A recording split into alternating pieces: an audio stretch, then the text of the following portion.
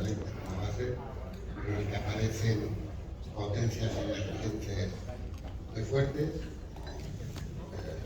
no solo China, India, Brasil, que conformaron inicialmente los BRIC, ahora más extendidos. La incógnita sobre las aspiraciones imperiales de Rusia en medio de una guerra muy cruenta en Europa y de otra guerra todavía más cruenta y más preocupante en el Medio Oriente. Y qué pensar, cómo pensamos cuál va a ser el papel de América Latina y de Iberoamérica en ese nuevo orden mundial. Normalmente ha estado alineada con el llamado Occidente, bajo el paraguas fundamentalmente de los Estados Unidos, pero estamos asistiendo, como digo, a una reordenación de la geopolítica que afecta directamente a la economía. Para hablar de eso, tenemos a expertos muy reputados en la cuestión, comenzando por Carlos Díaz Rosillo, que aparte de ser un empresario de la comunicación exitoso y consejero el Adam Smith Center para la investigación sobre el capitalismo, etcétera y tal, fue director de políticas públicas en la Casa Blanca durante la presidencia de Donald Trump. Y a él le doy primero la palabra para preguntarle sobre esta cuestión de cómo el nuevo orden mundial va a afectar a las oportunidades y los riesgos de Iberoamérica y cuáles son estas oportunidades de estos riesgos. Claro que sí. Bueno, primero, muchísimas gracias. Gracias a Nuria por la invitación. Tres puntos, ¿no? En inglés se llamarían takeaways. 3 puntos que quiero que la audiencia se quede después de esta presentación. Número 1, creo que es difícil enfatizar la importancia que va a tener la relación entre Estados Unidos y China, independientemente del resultado de las elecciones en Estados Unidos el próximo 5 de noviembre, aunque particularmente si gana Trump. Yo creo que el tema geopolítico, el tema de esta rivalidad entre Estados Unidos y China va a ser el tema número 1 para la política exterior de Estados Unidos y por lo tanto la América Latina va a estar metida en este problema. Sea justo o no sea justo, yo creo que todas las relaciones entre Estados Unidos y cualquier parte del mundo va a ser rehén de esta relación entre Estados Unidos y China. Creo que es el tema más importante de enfatizar. Número 2, eso puede generar una gran oportunidad para la América Latina. Yo creo que la América Latina está en un momento de inflexión en el que hay un camino con 2 opciones muy diferentes. Una gran oportunidad que la América Latina pueda aprovechar. Y número 2, un camino en que puede llevar a la América Latina, una vez más, para utilizar las palabras de un famoso autor colombiano que nació no muy lejos de aquí, a ser condenado una vez más a otros 100 años de soledad. Y esa decisión va a depender mucho de lo que pase, no solamente entre Estados Unidos y China, sino en las decisiones que toman los gobernantes de la América Latina. Podemos hablar más adelante de eso. Y número 3, esa oportunidad tan grande, ese momento de inflexión que puede generar una gran oportunidad para la América Latina, no va a llegar solo porque sí. Hay que aprovecharlo. De manera anterior, creo que eso que tocó el tema que va a ser el más importante para la América Latina, una oportunidad que se ve una vez cada 2 o 3 generaciones, que es el nearshoring, es la oportunidad de poder entrar en este orden mundial y tomar ventaja de este momento, de esta coyuntura tan importante en la cual vemos que si bien en Estados Unidos no hay ningún tema de importancia en el que los demócratas y los republicanos estén de acuerdo, la única excepción es el tema de China. Y por lo tanto, este consenso de Washington que por décadas, por 4 décadas, decía que la estrategia adecuada era acercarnos a China, comerciar con China, tener relaciones positivas con China, y la teoría era muy linda, ¿no? Mientras más nos acercamos, mientras más comercio entre Estados Unidos, Europa y China, más se van a parecer los chinos a los occidentales, más democracia, más libre mercado, más capitalismo, y lo que nos hemos dado cuenta es que eso no ha funcionado. Y por lo tanto hay un consenso que dice que la estrategia es traer a todas esas empresas que en su momento se fueron a China, idealmente a Estados Unidos, pero que por razones de regulación, de mano de obra, no es siempre factible, y el lugar adecuado es América Latina, el lugar más lógico. Hay países que lo están haciendo muy bien. La República Dominicana creo que es un ejemplo de un país que lo está haciendo muy bien, se está aprovechando de este momento histórico. Otros países que lo están haciendo particularmente mal. Yo creo que hay una gran oportunidad de traer a esas inversiones que, si bien la gran mayoría no se están viniendo a la América Latina, lo pueden hacer. La gran mayoría de las inversiones que se han ido de China se están yendo a Vietnam, a Camboya, a Laos, una que otra a México. Yo diría no gracias a la política pública del presidente López Obrador, sino a pesar de sus políticas públicas. Hay muchos gobernadores que lo están haciendo muy bien. Creo que ahora con el gobierno de la doctora Sheinbaum, creo que eso va a cambiar, pero es una gran oportunidad para que los países con una estrategia lógica, deliberada, agresiva, puedan atraer a esa inversión, y creo que es un momento que no se va a ver por muchos años y hay que aprovecharlo ahora. Muchas gracias. Carlos Felipe Jaramillo es vicepresidente del Banco Mundial para América Latina y el Caribe, y fue vicepresidente del Banco Mundial también para África, con sede en Nairobi. Le hago la misma pregunta, además con un aspecto financiero, porque en el último informe del Banco Mundial se pone de relieve a los problemas financieros de América Latina. Bajo crecimiento con respecto al crecimiento mundial, arrastrado sobre todo desde la pandemia, un aumento preocupante de la deuda y ciertos desequilibrios financieros del Banco Mundial. ¿Cuál es el futuro en el nuevo orden mundial de Iberoamérica? Si es que Iberoamérica existe como tal, si es un continente único o es un archipiélago. Gracias, Juan Luis, y gracias a Nuria y gracias a Tatiana, que me apoya y está por acá. Mira, esa pregunta que me haces es difícil de responder en solo 4 o 5 minutos. Tuve la oportunidad de vivir en África un tiempo en donde vi la presencia china tan importante en los últimos, no sé, 20, 25 años invirtiendo en infraestructura, grandes préstamos, y ahí hay una experiencia que creo que nuestra región tiene que mirar en detalle, porque hay países que lo han manejado mal y se han sobreendeudado con la China, y hay países que lo han manejado bien, equilibradamente, y coincido mucho con lo que acaba de decir Carlos. Pero en esta coyuntura en particular, el principal mensaje que yo quisiera dejar es uno más bien de optimismo, a pesar de toda la problemática que tú mencionaste, el tema de la productividad, que es antiguo, que nuestra región le hace falta. Pero mira, estamos en una coyuntura en que nuestra región, así sea un poco un archipiélago y hay un poco de todo, tiene una constelación de factores positivos que creo que no habíamos visto en mucho tiempo. Lo primero es lo que acaba de explicar Carlos, que es el nearshoring. Es un momento en que muchas empresas están buscando dónde reubicarse o dónde tener nuevas fábricas para tener alternativas. Y nosotros tenemos una buena parte de la región, una ventaja geográfica, una ventaja de acuerdos de libre comercio y una ventaja cultural, que es una gran ventaja. Pero como escuchamos en el panel anterior, y como Carlos lo acaba de decir, no se está aprovechando al máximo. Tenemos un segundo tema gordísimo, una enorme ventaja, que es este tema del tema verde, el tema del cambio climático. ¿Por qué lo digo? Porque nuestra región es la región con la matriz energética más verde, más del 50% de nuestra energía ya es verde, ya es sostenible, y muchas empresas están buscando dónde ubicarse para producir productos verdes, que se pueda demostrar que la energía que se utilizó es verde, y nosotros tenemos una enorme ventaja en esto. Tenemos agua, tenemos sol, tenemos viento, tenemos todas esas facilidades que no son tan comunes en las otras regiones. El otro tema gordo es materiales importantes para la transición global climática.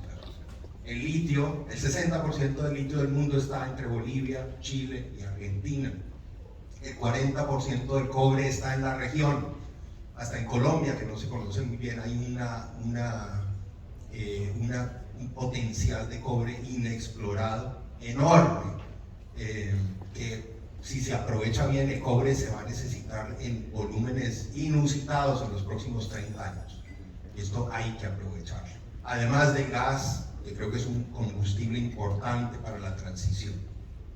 Y bueno, para no extenderme más, está el tema de la biodiversidad. Nuestra región tiene 40-50% de la biodiversidad del planeta, el 50% de los bosques tropicales, tenemos el Amazonas, que es un activo global tremendo. Y para terminar, nos dimos cuenta con la guerra en Ucrania que el planeta tiene un problema de alimentación. Estamos produciendo apenas lo suficiente para alimentarnos, pero si hay un problema geopolítico gordo, una guerra de estas, tuvimos meses en que se dispararon los alimentos. Y cuando tú vas a las estadísticas encuentras que América Latina no solamente produce muchos alimentos, sino que es de todas las regiones del mundo la que en neto es la que exporta más alimentos en todo el planeta, ¿no? Si son las exportaciones menos las importaciones de alimentos, América Latina exporta más que cualquier otra región. ¿Por qué? Porque tenemos sol, tenemos tierra fértil y tenemos agua, mucho más que las otras regiones. Y bien África no tiene el potencial que tiene América Latina. Y además tenemos mucha de esa tierra con productividades relativamente bajas. Entonces tenemos un potencial todavía enorme solo con adoptar las últimas tecnologías para disparar la producción de alimentación de nuestra región. Entonces, solo porque quería resumir, esto lo he escuchado ayer, hoy, varios lo fueron mencionando, pero es un paquete de ventajas realmente emocionante y entusiasmante para nuestra región. Lo que tenemos es aprovecharlo. Muchas gracias. Luego hablaremos de cuáles son los riesgos, porque estas son las oportunidades. Víctor Marroquín es un abogado especialista en transacciones internacionales, consultor de nuestros family office. Aparte de eso, es miembro del Rockefeller Center de la Universidad de Harvard. Y le quería preguntar, siguiendo con lo que acaba de decir Carlos, respecto a este problema del litio, la minería, etcétera, porque en Perú se está construyendo un inmenso puerto que se inaugurará en su primera fase en noviembre y que se dice que el presidente chino va a acudir a la inauguración, que se ha hecho fundamentalmente $1.500 millones de China, de una empresa china, que pretende ser el gran puerto exportador hacia Asia de los productos no de Perú solo, sino de Brasil. Y además generar un corredor de Brasil a Shanghái que permita efectivamente que todas esas enormes riquezas materiales, minerales, de la agricultura, etcétera, vayan hacia China directamente, sin tener que pasar por el canal de Panamá ni por el subcontinente. ¿Cómo esto es un riesgo, es una oportunidad para América Latina? ¿Cómo eso va a incidir en las relaciones entre Estados Unidos y China, cuando Estados Unidos ha sido siempre un poco o el aliado o el padrino de la situación en Iberoamérica? Gracias, Juan Luis. Gracias, Julián, por esta gentil invitación a participar acá. Como ponente y también conversar con todos ustedes. Shakespeare tenía una frase que un ponente precedente la dijo, pero de otra forma, que es: primero matemos a todos los abogados, ¿no? Y creo que cada vez debería haber menos abogados. Yo creo que debería haber más abogados. Yo soy abogado, pero también soy empresario en el sentido de que el derecho es un negocio jurídico, es el negocio jurídico. Y es importante porque los empresarios viven dentro de un mundo normado. Entonces no pueden discurrir y hacer empresas sin tener abogados que los asesoren, los aconsejen y los lleven, los ayuden a navegar, digamos, en el mundo jurídico, ¿no? El Banco Mundial tiene por lo menos unos 3.000 abogados, si es que vamos por ahí, en el departamento legal. Bueno, y las empresas también los necesitan. Y contestando a tu pregunta, y pensando en lo que en lo que se ve como riesgo y oportunidad. Quisiera comenzar high level nada más, yo sé que hay restricciones de tiempo, y decir de que antes se hablaba de digamos, un nuevo orden económico mundial, digamos, entre los 80, los 90. Después eso cambió a un nuevo orden mundial que comprendía muchas cosas, no solamente la economía. Se hablaba de cultura, se hablaba del cambio climático, y otras cosas más. Recuerdo haber discutido esto y conversado con profesores en Harvard de este asunto, ¿no? Y en la Universidad de Miami también. Y ahora creo que enfrentamos un mundo, no quiero que me digan aguafiestas como le dicen a los abogados, lo que tratamos es, al contrario, convertirnos parte de la solución y no del problema.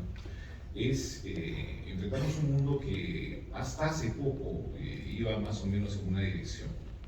Y con fechas recientes, quizás no tengamos una fecha exacta, ha cambiado, está cambiando y se está dividiendo, y de alguna manera se están creando polos, o sea, digamos el asiático, que el China, que estamos conversando ahora, India, la emisión de las monedas, que es muy importante para el Banco Mundial y el Fondo Monetario Internacional, tuve la oportunidad también de elaborarlo. Y entonces ahora tenemos monedas de referencia que son distintas al dólar, ¿no? Y eso crea un reto para las instituciones de Bretton Woods, que son, por ejemplo, una de ellas es el Banco Mundial, que se ocupa del desarrollo, pero principalmente por el Fondo Monetario Internacional. Y Estados Unidos, evidentemente, como líder mundial dentro de ese entorno. Ahora, pasando a la influencia de China, China tiene filosóficamente, históricamente, una política, creo que todos los que hemos tenido la oportunidad de leer de China, es algo como que desde muchos siglos, son milenaria, tienen como eje trabajar muy lentamente y llegar al avasallamiento de las personas y de los países y de las culturas en las que están. Entonces, evidentemente, ellos están en este momento apresurando, un poco han puesto el pie en el acelerador y están acelerando su inversión y su presencia precisamente en la región de Iberoamérica o de América Latina. Y no solamente es el Perú, hablemos específicamente del Perú, pero están en Argentina, están en Ecuador, comprando petróleo, por ejemplo, están y financiando obras de infraestructura. Y en el Perú, en Venezuela también, en el Perú, lo que han hecho es totalmente ilegal. O sea, ese es un foro que me parece muy importante para decirlo, pero lo que ha hecho China es totalmente ilegal. Es inconstitucional porque en el Perú los puertos, de acuerdo a nuestra constitución, no pueden ser de propiedad de extranjeros. Entonces el puerto de Chancay fue una idea importante de un marino de guerra peruano, de apellido de la Torre, que ideó el puerto. Y lo empezó a trabajar, pero como sabemos se requiere de una inversión muy fuerte para construir un puerto de esa categoría con el que él pensó. Y falleció en el intento porque lo ganaron los años. Y entonces quedaron los herederos que no eran como su padre, lamentablemente. Creo que no habían ido y no existía el Next Generation en esa época, entonces no siguieron las ideas de su padre. Y lo que hicieron fue vender las acciones de la compañía que su padre había creado para el proyecto del puerto a una empresa minera. Y esa empresa minera inmediatamente convocó un concurso, una licitación internacional, supuestamente una licitación internacional, para vender las acciones. Y sucede que China hace una inversión billonaria y evidentemente pone el precio más alto, sin importar las consecuencias, porque evidentemente no tiene un sindicato de bancos privados que se preocupe cuál es la tasa de retorno de la inversión ni nada, sino que sencillamente ellos tienen una política de entrar al país y digamos hacer una invasión. Entonces ellos han ganado eso y ahora son propietarios de una empresa privada que es propietaria del puerto. Y tenemos una cláusula constitucional que dice que ningún extranjero puede tener, digamos, propiedad 50 kilómetros de la frontera, ya sea terrestre o marítimo. Entonces un puerto evidentemente cae dentro de eso. Es más, el puerto del Callao, que es el principal puerto del Perú, fue concesionado, alquilado, entregado en concesión a a Dubai Ports. Ahora, ¿qué va a pasar? Bajo la cláusula de equivalente en Estados Unidos a Equal Protection, pues van a quejarse y van a decir, bueno, nosotros también queremos ser propietarios del Callao, no queremos pagarle alquiler al gobierno, ¿no? ¿Por qué no? Entonces, terminando esta intervención, sí, el Perú está siendo invadido por China en muchas partes de su infraestructura, de carreteras, y lo que dijiste, Juan Luis, es cierto. Lo que quieren hacer es un ferrocarril que viene desde Brasil y que cruza, digamos, todo el territorio a gran velocidad. Y evidentemente China lo quiere hacer con su infraestructura y con su tecnología. Cruza el Perú y llega a ese megapuerto de Chancay, y de ahí saca toda la mercadería, todo lo que se exporte hacia China, con mucha rapidez. Entonces, eso evidentemente nosotros no lo queremos, y además lleva con ello también la influencia cultural, y tampoco crea trabajos, porque los albañiles que están construyendo el puerto de Chancay son chinos, no son albañiles peruanos. Han traído en barcos albañiles chinos.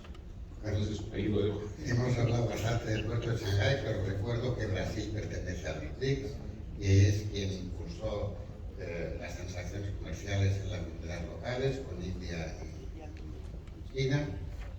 Me gustaría, no tenemos mucho tiempo, un poco sobre los temas financieros. Va a desaparecer el patrón dólar. Al fin y al cabo, el patrón dólar realmente quien lo instituyó fue el presidente Nixon, no es que sea una situación similar. ¿Cómo van a afectar las criptomonedas también a los sistemas financieros en el futuro inmediato? Hemos hablado aquí mucho de inteligencia artificial y de nuevas tecnologías. ¿Y cómo va a afectar eso a es un riesgo, hay un riesgo financiero para la región que normalmente financieramente no se ha comportado nunca con mucha brillantez, en hablar del caso argentino?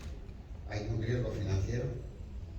Para mí, yo creo que no a corto plazo. Mira, sin duda alguna todavía el dólar sigue siendo una moneda referencial.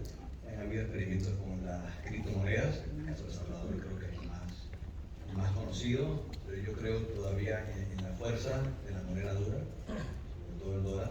Yo creo que a corto plazo no veo un cambio significativo. Carlos. Yo estoy de acuerdo con Carlos, y yo creo que es lamentable que a veces nuestros países se distraen con la última cosa brillante, ¿no? Y hay países que han pensado que la solución a nuestro problema es adoptar el Bitcoin o adoptar el no sé qué. Los problemas nuestros son muy conocidos, y a veces no los queremos enfrentar y buscar una salida por la izquierda. La educación es una vergüenza que la calidad de la educación básica en nuestros países siga siendo, cada vez que la calificamos y la comparamos con otros países, entre las peores del mundo, ¿no? Eso es lamentable, tanto que nuestros países muchas veces se sustraen de las comparaciones para no quedar tan mal. Y el tema de la productividad, de una desconexión total de lo que se hace en las universidades con lo que se hace en las empresas, y con un miedo en participar en los mercados globales, entonces mantener los mercados pequeños protegidos, ¿no? Es todo el contrario de lo que hicieron Corea, Taiwán, todo el contrario de lo que hizo la China para desarrollarse, ¿no? La China salió a competir, a demostrar que sí lo podía hacer. Ahora, otra ventaja que tenemos que empezar a mirar es que los salarios de la China ya están sobrepasando los salarios mexicanos. Ya los han sobrepasado. Eso quiere decir que los salarios de la China ya son más caros que el promedio en América Latina. Entonces esa gran ventaja que tuvieron hace 20 o 30 años ya no la van a tener, pero somos capaces de salir a competir. Ese es el gran reto. Héctor. Bueno, coincido con las opiniones de Carlos. Bueno, ¿qué se podría decir de la parte financiera? Yo pienso que el dólar sí sigue siendo una moneda fuerte, una moneda sólida, pero está enfrentando esta unión de países como el BRICS y que todos conocemos. Y es si hacemos, como todo empresario, inclusive yo como hago una matriz FODA, tenemos que ir colocando varias cosas, la matriz FODA clásica, En el cuadrante de las amenazas, todas esas cosas que van creciendo, todo este desmembramiento del mundo que va separándose en cosas distintas y que va afectando efectivamente la economía al crearse una nueva moneda referencial, ¿no? Y ya son bastantes los países, casi todo África se ha unido, ¿no? Los principales países africanos. Está India, China, demasiada población, estamos hablando de la mitad del mundo. Entonces es grave la situación en ese sentido, ¿no? Y hay que tenerle cuidado y Estados Unidos tiene que tomar acción positiva. Quizás no atacar a las cripto como lo ha hecho ahora, porque evidentemente ha lanzado a la Comisión de Valores para que haga, digamos, tome acciones legales para atacar a las criptos. Y lo ha logrado en cierto sentido contra, por ejemplo, Coinbase y Bitcoin, a través de Binance también, ¿no? Entonces sí, en ese sentido hay que tener cuidado. Pienso que, y Europa no se debe quedar tampoco dormida en el sentido. Otro riesgo, la educación, sin duda alguna, mala educación. Otro riesgo competitivo que emerge claramente todos los días en la prensa y además en la sensibilidad pública y privada, por ejemplo, en Europa respecto a la sociedad iberoamericana, latinoamericana, es el crimen organizado. Crimen organizado que va más allá del narcotráfico, ha tenido su crecimiento en el narcotráfico, pero ahora afecta prácticamente a todas las actividades en algunos países de manera terrible y además también está generando respuestas políticas muy conflictivas. En El Salvador, en el Perú recientemente, con lo que ha habido además entre México y Perú por la invasión de la Embajada de México en Quito, etcétera y tal. No hemos visto una solución para el crimen organizado porque sería fantástico que la tuvierais, pero ¿hasta qué punto los gobiernos no están haciendo bien las cosas? Empezando por el gobierno de los Estados Unidos y el tráfico de armas de los Estados Unidos hacia las bandas organizadas. ¿Qué se puede hacer, no para solucionarlo, para tratar de evitar que siga creciendo el poder político y económico del crimen organizado? Yo creo que has tocado el tema más importante que tienen que resolver los gobiernos latinoamericanos para poder atraer inversión extranjera. Cuando hablo con empresarios que no vienen de la región, americanos, que son los que conozco más, tenemos solo llenos de empresarios exitosos, le dicen que si bien un empresario no puede exigirle a un gobierno que su empresa tenga una rentabilidad positiva, sí puede exigir seguridad física, seguridad ciudadana, seguridad jurídica. Ese es el gran reto. Pero me gustaría concluir en una nota positiva, porque si bien hay retos importantísimos, como el reto de la educación, como el reto del crimen organizado, del narcotráfico, Latinoamérica en realidad es una zona, un área llena, un semillero de oportunidades que, como dije al principio de mi intervención, no van a llegar solo porque sí. Carlos mencionó una cantidad de bondades que tiene la América Latina, desde recursos naturales, una mano de obra capacitada, a un precio mucho menor ya que el de China, como mencionamos, una cercanía desde el punto de vista de Estados Unidos, cercanía geográfica, cercanía cultural, todas las ventajas que uno quiere. Lo que falta ahora es la segunda parte, que es la gobernabilidad. Que esa semilla germine, hace falta no solamente la tierra fértil, sino el agua, el cuidado, y ahí es donde hace falta esa gobernabilidad, pero creo que tenemos una oportunidad única y por eso creo que hay que concluir con una nota positiva, porque si bien la América Latina ha sido gobernada por gobernantes que han hecho una labor desastrosa por muchos años, estamos viendo una serie de gobernantes jóvenes, uno que otro a nivel nacional, muchos, como vimos en el panel de los alcaldes, a nivel regional, a nivel local, con excelentes gobernadores, gobernadoras, alcaldes, alcaldesas. Tenemos la República Dominicana, de Medellín, como ejemplo. Un liderazgo joven que al llegar al nivel nacional creo que pueden cambiar este rumbo de la América Latina para que sea no solamente la región del realismo mágico, sino la región de la magia, de la buena gobernabilidad y del crecimiento económico sostenible para todos los pueblos. Mira, sobre este tema del crimen organizado, yo diría que el problema nuestro es crimen desorganizado y crimen organizado. Yo creo que fuimos muy tolerantes con el crimen desorganizado por muchas décadas y eso ha permitido que crezca el crimen organizado. Creo que es algo que es atacable, creo que se puede manejar con seriedad, con inversiones, con policías, entre otras. El número de policías por habitantes es bajo, cosas relativamente obvias.